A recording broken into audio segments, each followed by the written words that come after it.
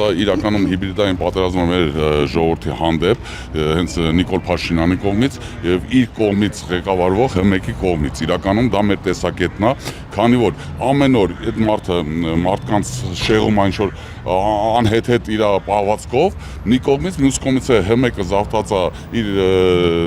դաշնակիցների եւ իր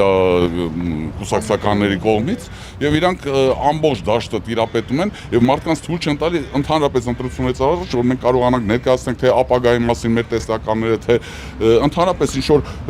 խոսակցություն չի գնում նրա մասին թե ինչ կարող ենք անել որ փոփոխություն լինի մեր պետության մեջ դեպի իրական ժողովրդավարություն իսկ սա ինչ որ կատարվում է իրական մենք տեսնում ենք դա որպես հիբրիդային պատերազմ դեպի մեր ժողովրդի հանդեպ Չէ կարծում հանրային հեռուստաընկերությունը ոչ միայն ընտրողաբար է վերաբերվում միայն քաղաքացիական պայմանագրին լուսաբանելու այլ նաև ֆիլմերի հանդեպ քանի որ վերջին աղմկահարույց ֆիլմը արգելված ֆիլմ անվամբ հրապարակվեց Պասկևիչյանի անկախության մասին ֆիլմն է որը կարծես թե հանրային հեռուստաընկերությունը չի ուզում եթե տրամադրի Սա նույնպես այդ հիբրիդային պատերազմի մասն է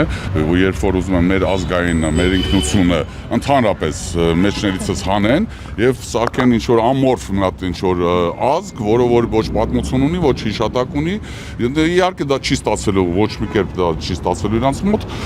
բայց ամեն դեպքում փորձեր իրանք կատարում են եւ դեռևս մինչ իրանք պաշտոնավարելու են դա այդ փորձերը չի վերջանալու իսկ ակնկալիքները գլխավոր դատախազությունից ամեն դեպքում ակնկալիք իրական ոնց որ ասեց իմ գործընկերը չկա սակայն սա նրա մասին է որ իրանք պետք է հասկանան թե ՀՄԷԿ-ի ղեկավարությունը թե հանձնաժողովի ղեկավարությունը թե ԱԱՑ-ն թե դատախազությունը պետք է հասկանան որ պատասխանատվություն են կրում նույնպես